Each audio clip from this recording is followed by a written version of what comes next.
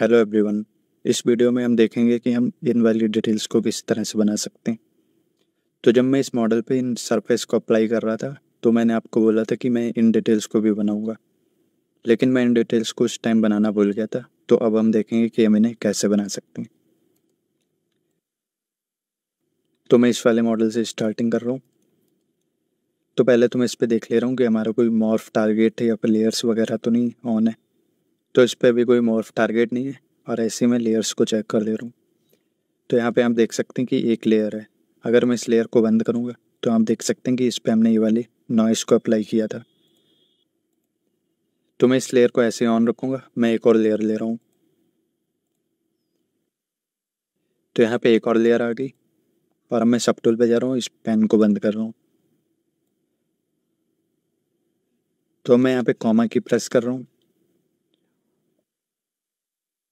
और यहाँ पे मैंने नॉइस पे क्लिक कर दिया। तो यहाँ पे आप देख सकते हैं कि हमारे पास बहुत सारे नॉइस प्रीसेट्स हैं। तो इन डिटेल्स को बनाने के लिए मैं यहाँ पे देख रहा हूँ कि हमारे कौन सी नॉइस ज़्यादा काम आ सकती। तो यहाँ पे ये वाली नॉइस भी सही लग रही है और अगर मैं थोड़ा इधर आता हूँ तो यहाँ पे ये दो नॉइस भी सही लग रही हैं।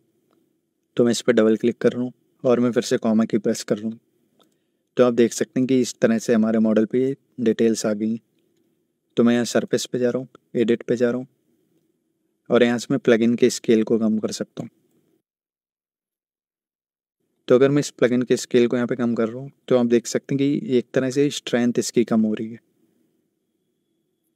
तो अगर आपने ये वाली नॉइस सेलेक्ट की है और आपको इन सभी का साइज छोटा करना है तो आप यहाँ पे आके नॉइस स्केल को चेंज कर सकते हैं। तो ये डिटेल्स इस तरह से चेंज होंगी। तो आप देख सकते हैं कि ये नॉइस इस नॉइस की तरह बिल्कुल नहीं लग रही है। तो यहाँ पे मैं कैंसिल कर रहा हूँ और मैं फिर से कॉमा की प्रेस कर रहा हूँ। अब मैं इस वाली नॉइस को अप्लाई करके देखूँगा। तो मैं डबल क्लिक कर रहा हूँ इस पर। तो ये नॉइस यहाँ पे आ गई। अब मैं फिर से एडिट पे जा रहा हूँ। यहाँ से मैं नॉइस स्केल को चेंज कर रहा हूँ। तो आप यहाँ पे देख सकते हैं कि हम इस नॉइस को यहाँ पे यूज़ कर सकते हैं। अगर मैं यहाँ पे प्लगइन स्केल को चेंज कर रहा हूँ तो यहाँ पे और डिटेल्स आ रही हैं। इसको मैं इस तरह से भी रखूँगा और यहाँ पे आप स्ट्रेंथ को भी चेंज कर सकते हैं। तो यहाँ पे मैं स्ट्रेंथ को इतना रखूँगा और अब मैं इस पर कोई और ऑप्शन को चेंज नहीं करूँगा और मैं यहाँ डायरेक्टली ओके कर दूँगा। तो आप देख सकते हैं कि ये नॉइस यहाँ पे कैसा इफेक्ट दे रही है। तो जैसा कि आप देख सकते हैं कि अभी ये नॉइस हमारे पूरे मॉडल पे आ रही है और जबकि हमारी रेफरेंस इमेज में ये कुछ कुछ जगहों पे है। तो अगर मैं इसको भी यहाँ डायरेक्टली अप्लाई कर दूँगा तो ये नॉइस हमारे पूरे मॉडल पे रहेगी, लेकिन मैं इस नॉइस को पूरे मॉडल पे नहीं चाहता हूँ। तो उसके लिए या तो मैं अपने मॉडल पे इस तरह से मास्किंग बना सकता हूँ और फिर मैं अगर नॉइस पे जाऊँगा और यहाँ पे स्ट्रेंथ वाली मास्क को अगर मैं 1 पे लाऊँगा और यहाँ ओके करूँगा तो आप देख सकते हैं कि ये डिटेल्स हमारे इस मास्क पे नहीं आई है। मैं यहाँ पे मास्क को क्लियर कर रहा हूँ तो आप देख सकते हैं ये डिटेल्स यहाँ पे फिर से वापस आ गई। लेकिन यहाँ पे इस तरह से मास्किंग करके इन डिटेल्स को हटाना सही नहीं रहेगा और इसमें काफ़ी ज़्यादा टाइम जाएगा। तो मैं यहाँ पे मॉर्फ टारगेट का यूज़ करूँगा। तो मैं यहाँ नीचे आ रहा हूँ और यहाँ मैं मॉर्फ टारगेट के अंदर स्टोर मॉर्फ टारगेट पर क्लिक कर दे रहा हूँ। तो हमारा मॉर्फ टारगेट अब स्टोर हो गया है और अब मैं यहाँ सरफेस पे आके अप्लाई टू मैश पे क्लिक कर रहा हूँ। तो जो हमने यहाँ पे नई लेयर ली थी उस लेयर में ये डिटेल्स अप्लाई हो गई हैं। तो अगर मैं इस लेयर को बंद करूँगा तो आप देख सकते हैं कि ये डिटेल्स यहाँ पे ऑन ऑफ हो रही हैं।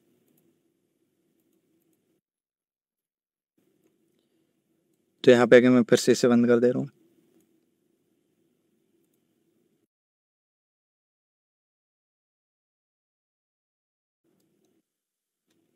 और अब मैं मॉर्फ ब्रश लूँगा। तो यहाँ पे मैं मॉर्फ ब्रश को सेलेक्ट कर रहा हूँ और अब मैं इससे यहाँ पे डिटेल्स को इरेज कर सकता हूँ।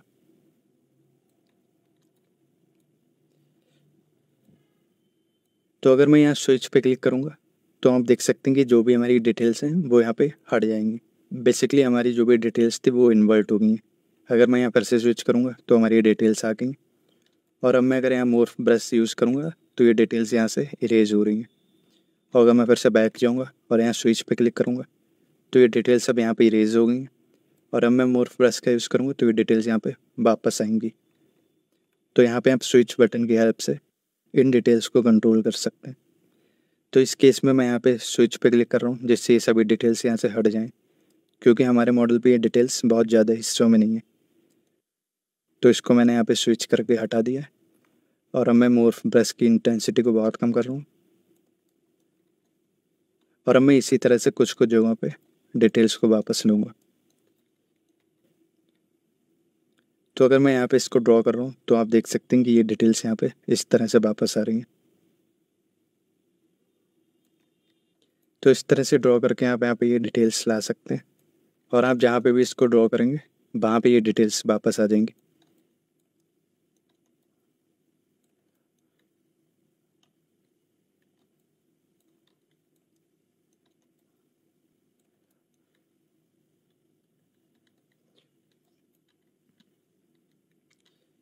तो मैं मॉर्फ ब्रश की इंटेंसिटी को कम कर रहा हूँ और यहाँ पे इस तरह से कुछ कुछ जगह पे इसको ड्रॉ करूँगा।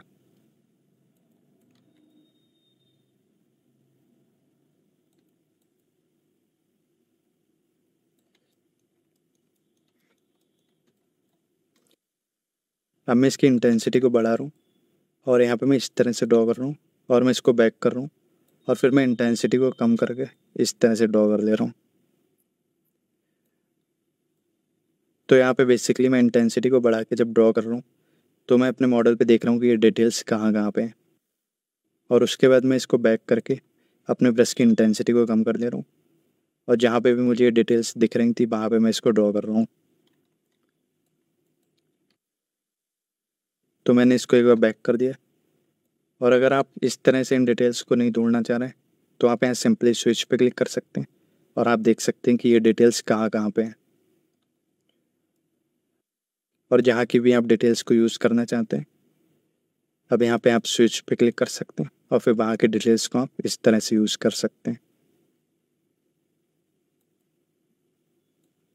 तो इसी तरह से मैं यहाँ पे स्विच करके देख रहा हूँ कि मैं कहाँ कहाँ के डिटेल्स को यूज़ कर सकता हूँ और फिर मैं यहाँ स्विच को बंद कर रहा हूँ और फिर मैं उन डिटेल्स को मॉर्फ ब्रश से इस तरह से वापस ला रहा हूँ।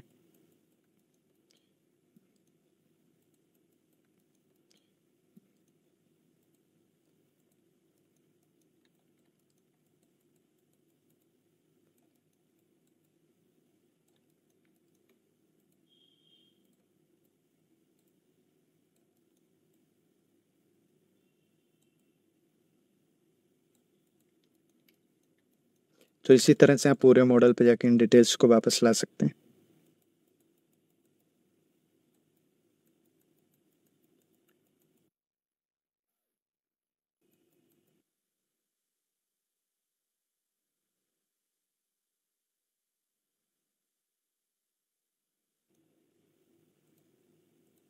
और जब आपको लगे कि आपको मॉर्फ टारगेट की कोई ज़रूरत नहीं है तो आप सिंपली इसको डिलीट मॉर्फ टारगेट कर सकते हैं।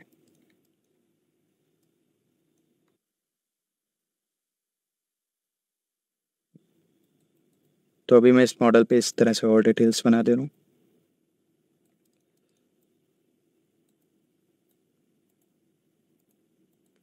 तो यहाँ पे डिटेल मुझे सही लग रही है तो मैंने इसको भी रख लिया।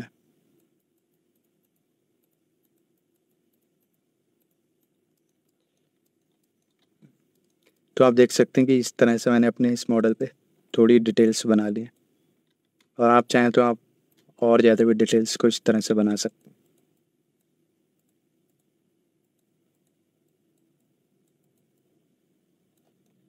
मैं एक बार फिर से स्विच को क्लिक कर रहा हूँ और मैं यहाँ पे भी थोड़ी सी डिटेल्स बना ले रहा हूँ। मैं इंटेंसिटी को थोड़ा बढ़ा के फिर से यहाँ पर ड्रॉ कर रहा हूँ तो ये डिटेल्स यहाँ पे बन गई। इसी तरह से मैं यहाँ पे थोड़ा सा इसको ड्रॉ कर रहा हूँ।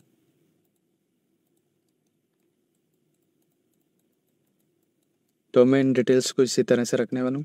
तो अगर आपने इस मॉडल पे ये डिटेल्स बना दी हैं तो उसके बाद यहाँ आप मॉर्फ टारगेट पे आके डिलीट मॉर्फ टारगेट कर सकते हैं। तो अब अगर आप अपने मॉर्फ ब्रश को यहाँ पर ड्रॉ करेंगे तो यहाँ पे इससे कोई इफेक्ट नहीं पड़ेगा। लेकिन मैं यहाँ फिर से बैक आ गया हूँ और मैं भी इस मॉर्फ टारगेट को इसी तरह से रखूँगा, क्योंकि अगर मुझे कहीं पे डिटेल्स हटानी होंगी या ऐड करनी होंगी तो यहाँ पे मैं इसका यूज़ कर सकूँगा। तो इसी तरह से मैं इस पार्ट पे आ रहा हूँ और यहाँ भी मैं स्टोर मॉर्फ टारगेट पे क्लिक कर रहा हूँ और यहाँ भी मैं एक नई लेयर ले रहा हूँ। अब मैं यहाँ कॉमा की प्रेस करूँगा और यहाँ पे भी आके मैं इस वाले प्लगइन को सेलेक्ट कर रहा हूँ और फिर मैं यहाँ सरफेस पे आके एडिट पे जा रहा हूँ और अब मैं इस नॉइस स्केल को थोड़ा चेंज कर रहा हूँ और इस प्लगइन स्केल को भी थोड़ा सा चेंज कर दे रहा हूँ और यहाँ पे ओके कर दे रहा हूँ। तो आप देख सकते हैं कि ये इस तरह से डिटेल्स आ गई और ये डिटेल्स इस मॉडल पे इस तरह से भी काफ़ी अच्छी लग रही। तो मैं इसको यहाँ अप्लाई टू मैच कर दे रहा हूँ और अब मैं यहाँ मॉर्फ ब्रश से इसको कुछ जगहों पे इरेज कर सकता हूँ। तो इस पार्ट पे मैं यहाँ स्विच पे क्लिक नहीं कर रहा हूँ, मैं यहाँ पर डायरेक्टली मॉर्फ ब्रश से इसको इरेज कर रहा हूँ क्योंकि इस मॉडल पे उतनी ज़्यादा भी डिटेल्स नहीं आई। जैसे इस पार्ट पे बहुत ज़्यादा ये डिटेल्स हर तरफ आ गई थी। तो इस पार्ट पे मैं इस तरह से मॉर्फ ब्रश से कुछ कुछ जगहों पे इसको इरेज कर रहा हूँ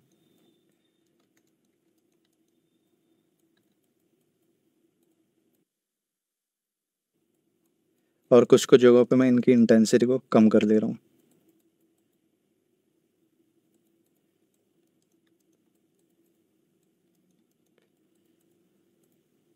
तो इस तरह से आप इस वाली डिटेल को भी यहाँ पे बना सकते हैं।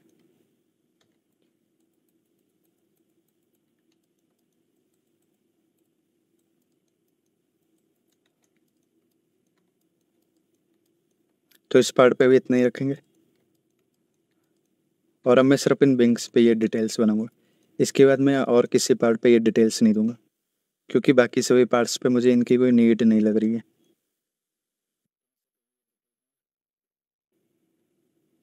तो यहाँ पे भी आके मैं स्टोर मॉर्फ टारगेट करूँगा। तो आप यहाँ पे देख सकते हैं कि हमारा पहले से ही मॉर्फ टारगेट ऑन है क्योंकि अब हम यहाँ पे डिटेल्स दे चुके हैं तो अब मुझे इस मॉर्फ टारगेट की कोई ज़रूरत नहीं है। तो मैं यहाँ पे सिंपली डिलीट मॉर्फ टारगेट पे क्लिक कर दे रहा हूँ जिससे हमारा मॉर्फ टारगेट यहाँ से डिलीट हो गया है। अब मैं लेयर्स पे आ रहा हूँ और एक लेयर ले रहा हूँ। आप यहाँ पे चाहें तो इसको रीनेम भी कर सकते हैं। तो मैंने इसको रीनेम कर दिया और अब मैं यहाँ स्टोर मॉर्फ टारगेट पे क्लिक कर रहा हूँ और मैं कॉमा की प्रेस कर रहा हूँ और यहाँ पे भी मैं इसी प्लगइन को ले रहा हूँ और यहाँ एडिट पे आके मैं इसको थोड़ा चेंज करूँगा।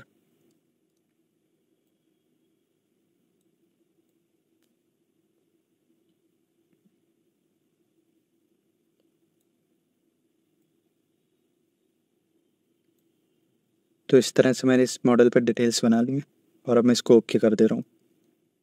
तो आप यहाँ पे देख सकते हैं कि ये डिटेल्स किस तरह की लग रही हैं। तो यहाँ पे मैं अप्लाई टू मैश पे क्लिक कर दे रहा हूँ तो ये डिटेल्स हमारे मैश पे अप्लाई होगी और मैं मॉर्फ ब्रश से यहाँ पे इस तरह से ड्रॉ करूँगा।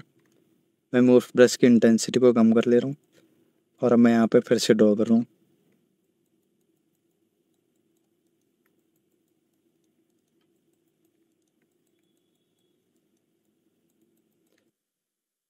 तो यहाँ पे मैं इन डिटेल्स की इंटेंसिटी को कम कर रहा हूँ और कुछ कुछ जगहों पे इनको बिल्कुल इरेज कर दे रहा हूँ। तो इस तरह से मुझे ये मॉडल भी सही लग रहा है। तो अब आप समझ गए होंगे कि यहाँ पे इन डिटेल्स को किस तरह से बना सकते हैं।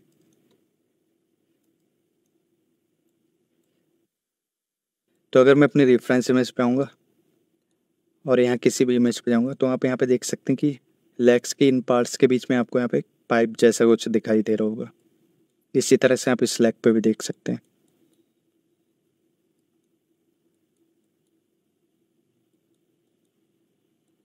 और आप यहाँ पे भी देख सकते हैं कि कुछ यहाँ पे पाइप जैसा लगा हुआ है। तो अगर आप इसी तरह का इफेक्ट यहाँ पे देना चाहते हैं तो आप अपने मॉडल पे आके यहाँ पे सिंपली यहाँ अप एंड पे आ सकते हैं और यहाँ पे इस तरह से एक सिलेंडर ले सकते हैं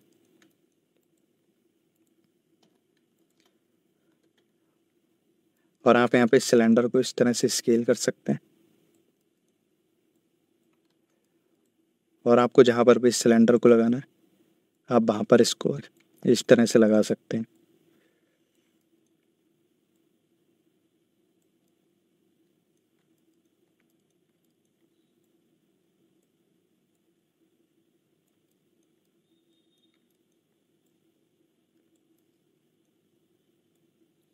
और आप इसके स्केल को फिर यहाँ पे कम ज़्यादा कर सकते हैं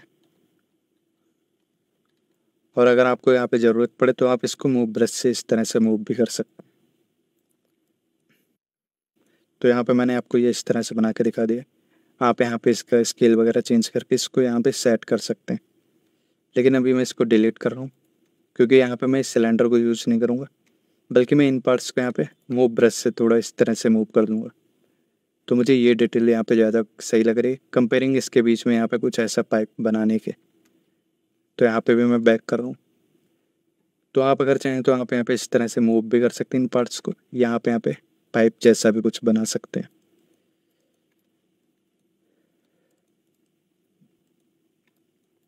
तो आप यहाँ पे देख सकते हैं कि हमारा पर्सपेक्टिव ऑन है। तो मैं इसको ऑफ करूँगा तो इस तरह से हो जाएगा, और मैं इसको ऑन करूँगा तो इस तरह से दिखाई देगा। तो अगर आप यहाँ ड्रॉ पे आएंगे तो यहाँ पे आपको ये कुछ फोकल लेंथ दिखाई देगी। तो अगर आप यहाँ किसी पे भी क्लिक करेंगे तो आप देख सकते हैं कि इससे आपके मॉडल पे क्या चेंजेस हो रहे हैं। तो आप यहाँ पे इन तीनों में से किसी को भी अप्लाई कर सकते हैं, और अगर आप चाहें तो यहाँ पे इनको भी अप्लाई कर सकते हैं। लेकिन आप देख सकते हैं कि अगर मैं यहाँ पे आऊँगा